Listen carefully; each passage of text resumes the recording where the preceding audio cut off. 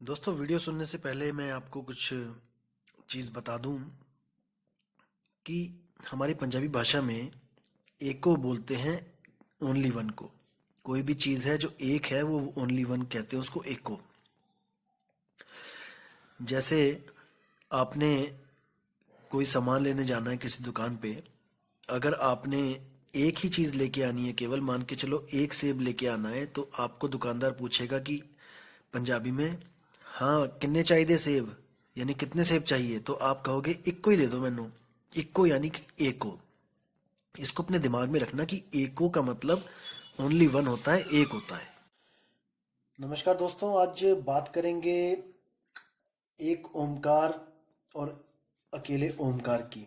जो हिंदू धर्म में ओमकार है और जो सिख धर्म में एक ओमकार है।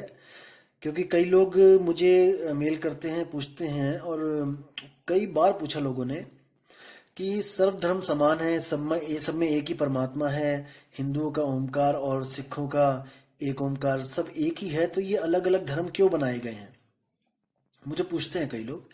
दोस्तों, आज मैं इसको आपको क्लियर करूंगा कि असल में ये है क्या मुद्दा, क्यों हम लोग भ्रमित हो जाते हैं। दोस्तों, पहले तो आपको बताऊंगा कि ये जो ओमकार है ये वेदों का मूल है। वेदों में बताया गया है कि एक जो ओमकार है उसी से सारी सृष्टि पैदा हुई है। आप भी मानते हैं, मैं भी मानता हूं। इसी को ब्रह्म बोला गया है, यही ब्रह्म है। इसी से तीन गुण पैदा होते हैं और इससे तीन गुणों से सारी सृष्टि पैदा होती है, रजोगुण, सतोगुण, तमोगुण से। कैसे होता है दोस्तों, मैं बताता हूं आपको। जो तीन गुण हैं वो इसी से पैदा होते हैं, किससे? शून्य से। ये शून्य है। इसी शून्य समाधि में सब देवी देवता लीन रहते हैं। जैसे आपने भोले शंकर को देखा होगा कि वो शून्य समाधि लगा के हिमालय पे तपस्या करते हैं, लीन रहते हैं, और वो इसी में शून्य में ही समा जाते हैं, जिसी को ब्रह्म कहते हैं। वो ब्रह्म ज्ञानी है और वो ब्रह्म में समा जाते हैं, और दोबारा सृष्टि पैदा होनी होती है, फिर ब्रह्म से प्रकट होते हैं, और फिर इस तीन लोक को, जो अपना ये तीन लोक है, इसको फिर सृजन करते हैं, और फिर इसका जब विनाश होता है तो वो फिर समा जाते हैं ब्रह्म में। यानी कि तीन देव जो हैं वो ब्रह्म से ही निकलते हैं, और सारी सृष्टि जब खत्म हो जाती है, सृष्टि बनाते हैं, जब सृष्टि खत्म हो जाती है तो ब्रह्म में ही समा जाते हैं। यही उनका हमेशा जो होता है चलता रहता है, ये वाला सिस्टम। तो इसी को कहते हैं, कबीर साहब कहते हैं कि ओमकार है वेद का मूला, ओमकार में सब जग भूला, ओमकार जो वेद बखाने, सोई काल कोई मरम न जाने।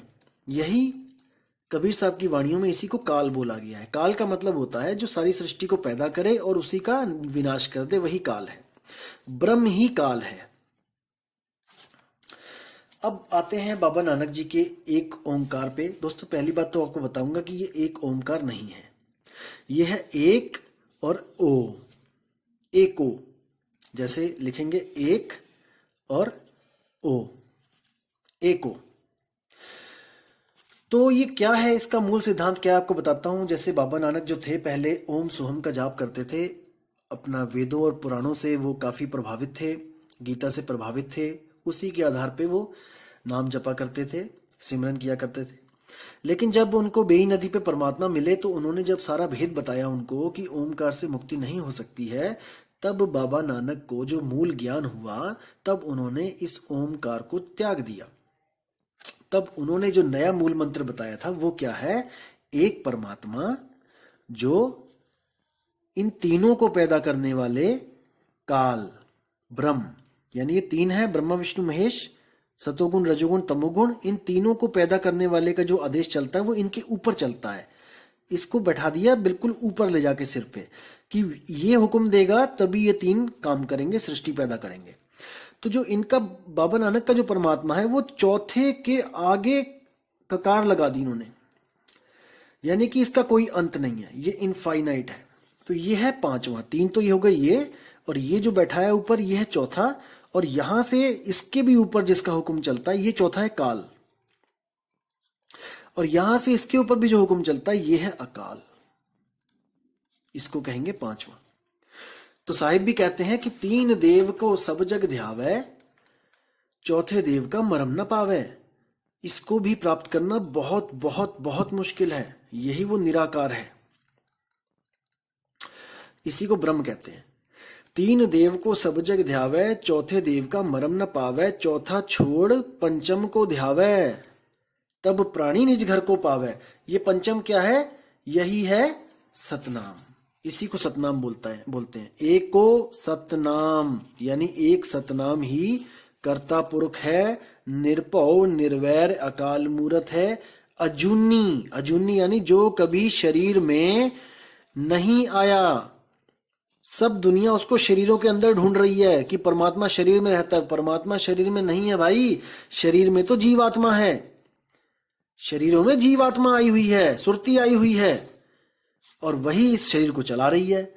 लेकिन सब लोग क्या कर रहे हैं? उस अजूनी परमात्मा को शरीर के अंदर ढूंढ रहे हैं। यही सबसे बड़ा भ्रम है। कोई बाहर ढूंढ रहा है, कोई बाहर ढूंढ रहा है, कोई अंदर ढूंढ रहा है, लेकिन वो बाहर और अंदर दोनों से न्यारा है।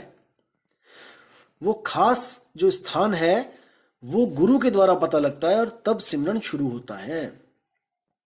तो इसको समझना है दोस्तों, क्योंकि ये मूल ज्ञान है। कबीर साहब कहते हैं कि इसी काल की वजह से आप बार बार जन्म मरण में आ रहे हो। तो हमें पता होना चाहिए कि काल कौन है। ये ओमकार ही काल का रूप है। इसी से तीन शक्तियां पैदा होती हैं माया के द्वारा, ब्रह्मा विष्णु महेश। इसी से आगे पूरा दुनिया बन जाती है। तो दोस्तों समझना है इसको, और इससे पार चले जाना है। तो उम्मीद करता हूं दोस्तों कि आपको ये ज्ञान समझ में आ गया होगा, और आगे से आप भ्रमित नहीं होंगे कि एक ओ और एक ओ और ओमकार में समानता है। बिल्कुल नहीं है दोस्तों, वरना बाबा नानक को अलग से कोई पंथ चलाने की जरूरत ही नहीं थी। ओमकार तो युगों युगों से चलता ही आ रहा है, कोई दिक्कत ही नहीं थी। फिर तो कोई भी दिक्कत नहीं थी, लेकिन फिर भी उन्होंने घूम घूम के देखो पूरे वर्ल्ड में कहां कहां पर वो गए, केवल इस पांचवें को ध्याने के लिए, कि लोगों को पता लगे कि पांचवें को ध्याना है, इसका प्रचार करने के लिए। तो दोस्तों विदा चाहूंगा मैं। जय गुरु बंदी छोड़ कबीर साहिब, जय गुरु बंदी छोड़ मदन साहिब, जय जय गुरु बंदी छोड़ वैराग साहिब जी की सदा ही जय हो। साहिब बंदगी सतनाम।